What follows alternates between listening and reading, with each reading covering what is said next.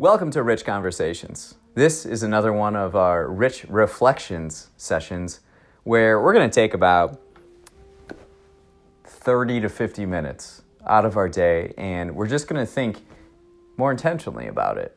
Now today is kind of special because I'm recording this on New Year's Eve. So this is a natural reflection point. We can look back, we can look ahead, we can appreciate where we are. It's going to be great.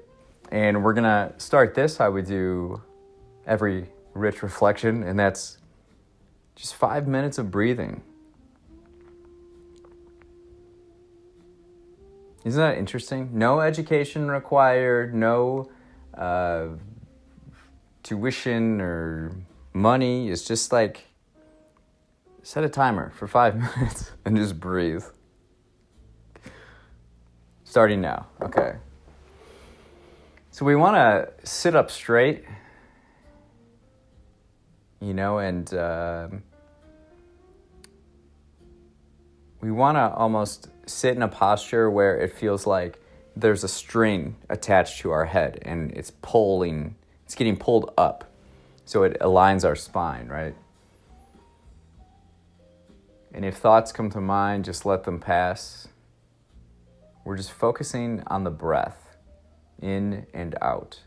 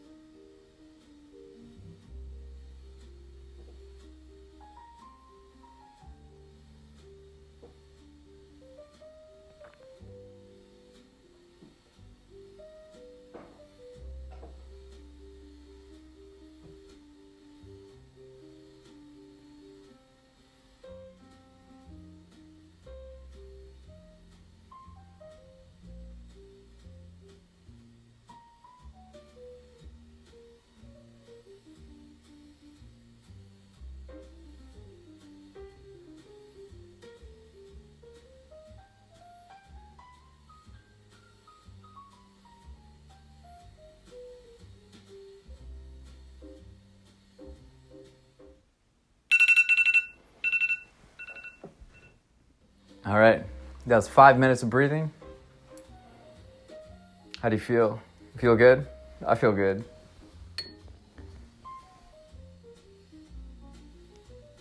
Cheers to finishing 2025, beginning 2026. Now, I'm sipping on some wine, and I have here a stack of books. In 2025, I published 48 books and 64 music albums. And it might just be the most prolific creative stretch in human history. It's interesting to think about, isn't it? 48 books, 64 albums, 1 year. It's just unprecedented. And so that was my year. And I thought we would take this session. Well, let's back up for a moment. This is why I do these rich reflection sessions, to help clear the mind, to help gain clarity in the direction you want to be headed in life, the actions you need to take to get there, so that you can do cool stuff like this. So you can execute at such a high level. That's why we do these simple, fundamental exercises. They may seem boring, but this is not boring. Having 64 albums out is not boring. It's phenomenal. And this year has just been proof of that. Like, all the things that I've been working on since 2018, it's like once you focus and take time to put it together, it yields unprecedented results. So cheers. Cheers to fundamentals. Now, I thought I would take this session to ask some questions regarding the year, how it went, and let's spend some time to think about 2025. Okay. I have 12. What moment from this year still carries energy when you think about it, and why? You know, this could be positive or difficult, but energy signals meaning. That's why one of the most consistent questions that we ask in these reflections is, what are we energized for next week? I think it's always good to have something that gives us a boost when we think about it coming up. I think life can become really painful if you're not thinking in a directional way of, you know, what path you're on. So what moment this year still carries energy when you think about it, and why?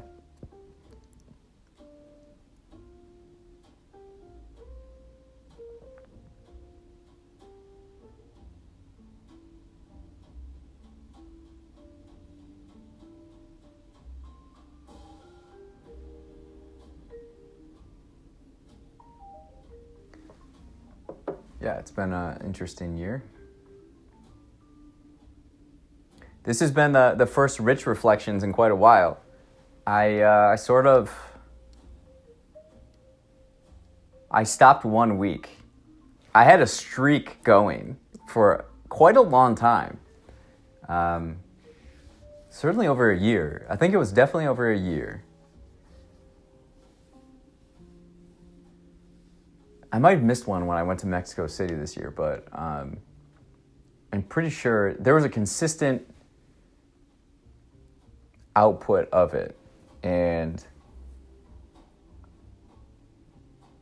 I've been really focused on this. Like, I've been focused on books and music. And this year, I've said no to a lot of different things and people.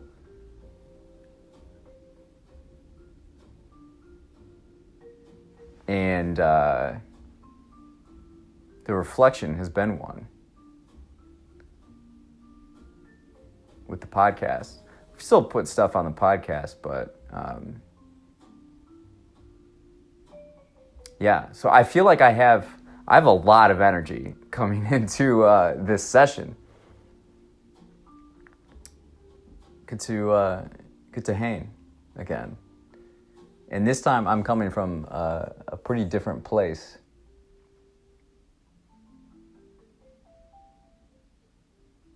I ran some of my numbers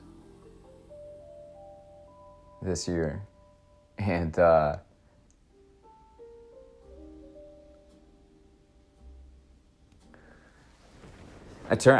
my overall record is 31-21.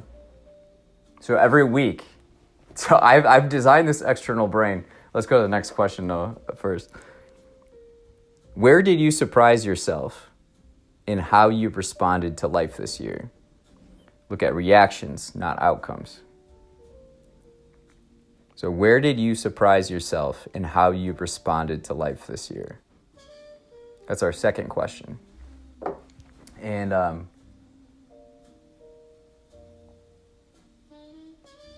so I have an external brain, and I've now completed 2 full years with the external brain. And this tracks like visualization, weekly reviews, daily action items, weekly action items, and habit tracking. So there's like 5 tabs on this window. And for the weekly action items, there's a focus. And I've narrowed it down. The times I lose, so I either win the week or I lose the week out of 52 weeks. And I have to hit at least 75% of the focus items. And as I came down towards the end of the year, the times I lose most, so I'm 31-21. The times I lose most, the first year I did it, I was 26-26. 2024 was 26-26. 31-21. When I lose, it's from lack of clarity. Almost exclusively, that's what the losses come down to. Not being clear on what's the most important thing to do this week. What needs to be completed in that regard. And I was 22-21 at one point this year. And I was just like, F this. No more losses this year. And so since then, it's been really intense. I would say since Labor Day, it's really been intense. And that's, I think, when I stopped doing the guided reflections, the rich reflections. But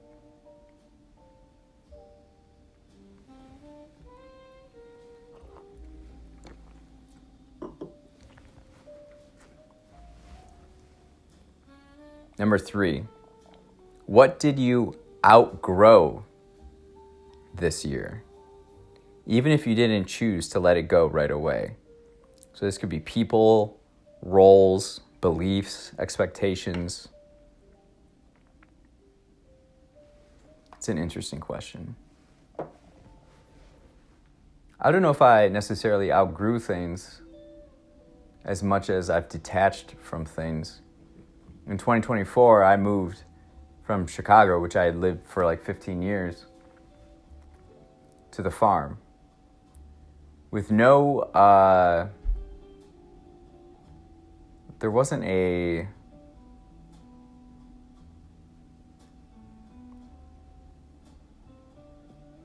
sure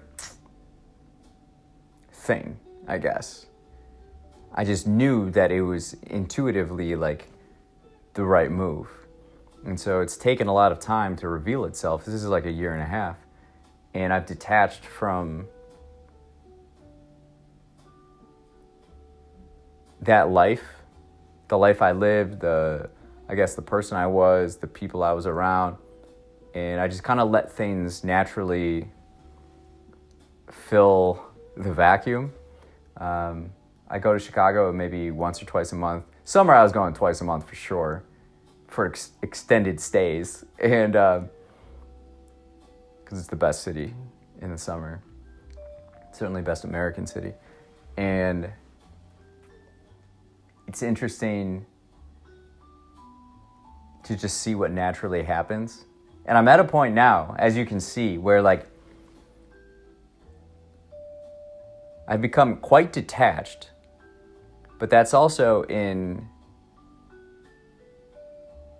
like holding hands with all my learning, all my habits and discipline since 2018, compounding and just leading with that. And I feel very detached from previous conventions and constraints. You know, I just live in a farmhouse. You know, I take walks in the woods, in nature, and then I just do my thing. And, you know, when you clear expectations and comparison and what people are doing around you, and you just focus on what you're capable of and who you are, like, there's no limits. There's no limits. Exhibit A. I'm listening to some jazz music, some Parisian jazz music I made called Understanding, Presence. And I designed it for like a late night, sipping some Bordeaux wine. And just thinking about life, reflecting on life, right?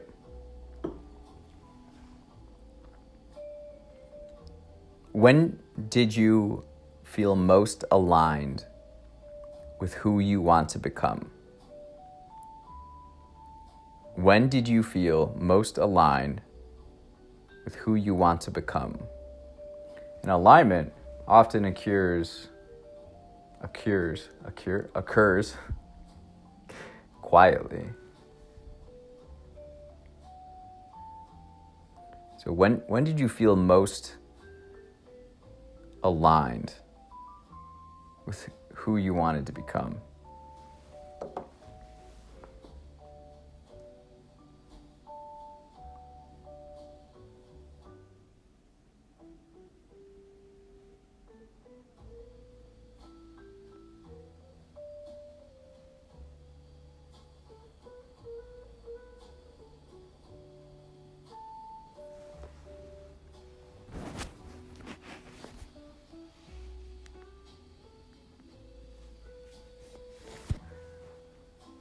I'm recording this in the afternoon, and I think it's starting to get dark, so we'll see how the video goes.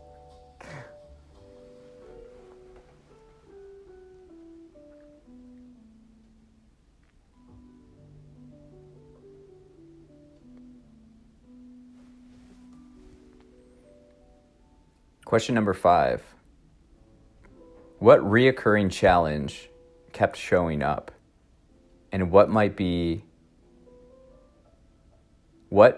be asking you to learn? What reoccurring challenge kept showing up? And what might it be asking you to learn? It's great questions.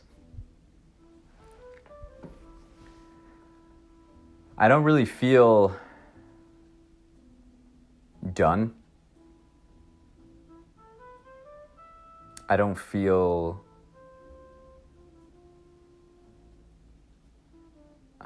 accomplished or finished. I just feel like it's the beginning, a continuation, really. And this year for me, it's just knocking out kind of like one step of it. Now I feel 48 books, 64 albums. I feel like I have nothing left to prove creatively, individually. It's a crazy feeling. Like,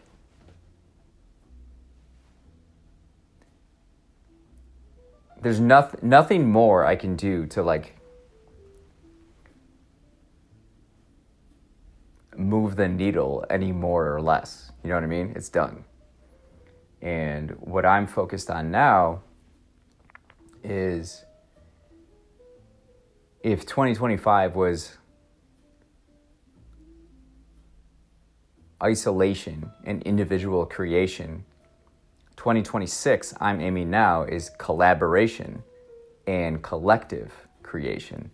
Because like halfway through the year, started publishing other people's works, and it felt so good. It felt really gratifying because I'm putting out so many of mine that I don't care. I don't care anymore. It's like not a big deal. I just expect it. I have high expectations for myself. So, you know, what's one more book in a large catalog?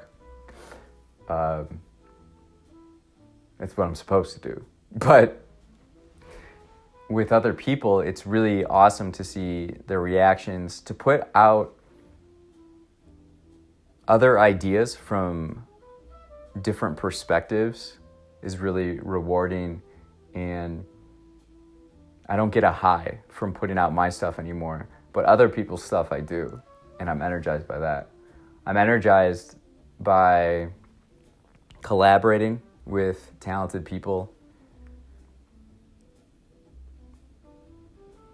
Where did effort not equal progress? And what does that reveal about leverage? Where did effort not equal progress? And what does that reveal about leverage?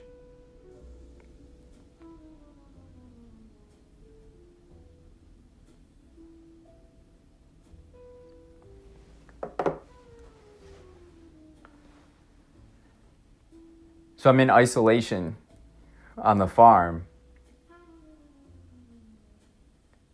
but I meet with people regularly, like across the United States and the world. Earlier today, I met with someone in India. I met with a collaborator in India. And with Blue Byron Books, we're growing now to where we have people on the West Coast and East Coast and Midwest. And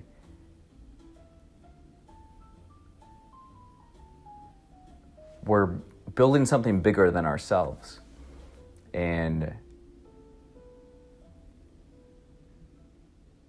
I'm really energized about 2026 because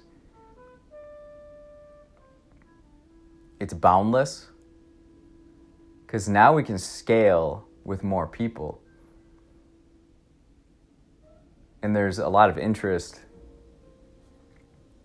to collaborate with us. Beginning the new year, I'll be going over... Oh, I gotta do something that's right.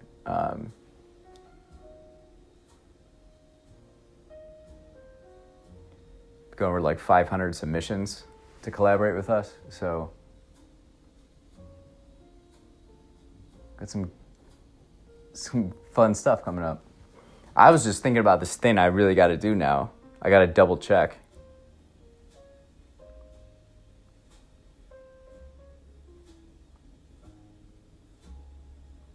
What did you protect or preserve this year that mattered deeply to you? This could be energy, boundaries, creativity, relationships. Something for me was like time and focus. Like, I'm going to create books and music this year. And I didn't really go out. I went out in Chicago, but like, I'm going to eat the same things like every day. I'm just going to do it.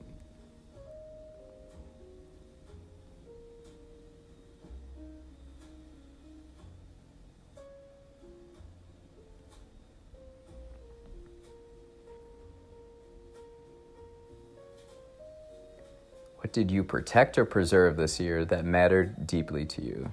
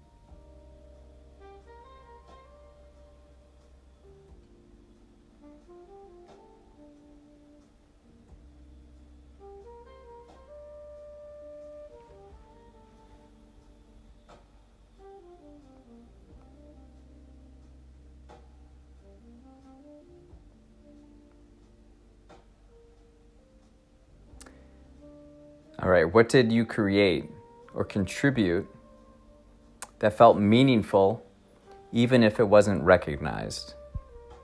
This is something that restores internal authority, you know?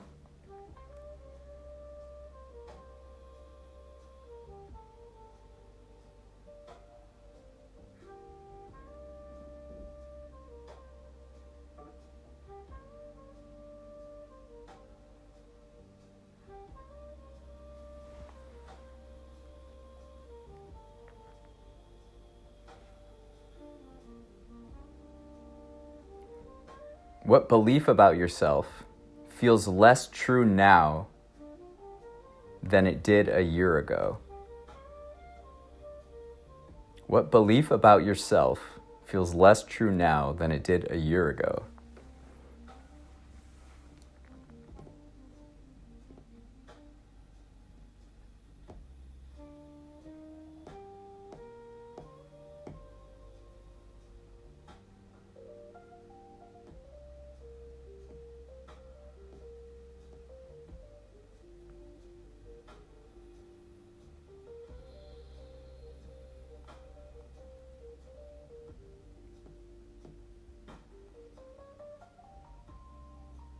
All right, last 3 questions. Where did you act with courage, especially in moments no one else saw? It's good to just keep this on your mind. Be thinking on a regular basis about clarity and intention. Something I've been thinking about so much lately is aim. What is your aim? You know? Because your actions will align with where you're aiming. And I think when I look around and I observe people, they aim too low. So all their actions and behaviors are corresponding with that low aim. Whereas if you aim high, you know, there's like no limit.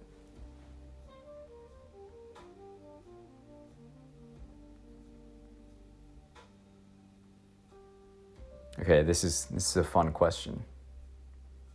Question 11. If this year had a lesson, what would it be trying to teach you? You know, you can invite a metaphor or a story. If this year had a lesson, what would it be trying to teach you?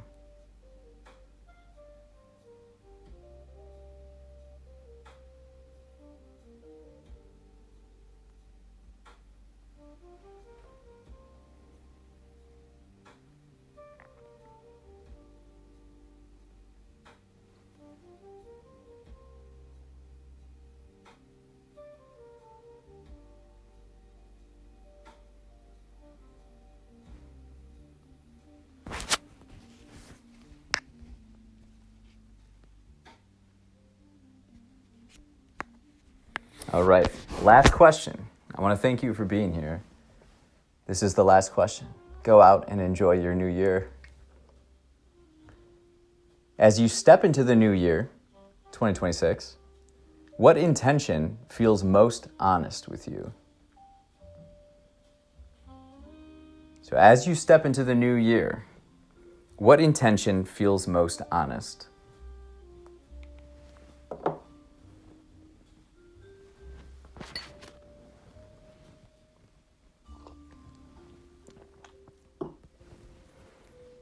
So those were our questions for today's Rich Reflections.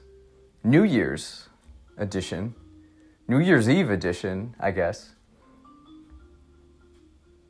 We've had the hiatus. We've been diligent here. Prolific here. Thank you for being here. The results are major. Be patient. It might take time, but do it consistently. Do it every day. Practice fundamentals. Practice clarity, clearing the mind, breathing, living intentional, precise, and aligned. It's beautiful. We'll see you later.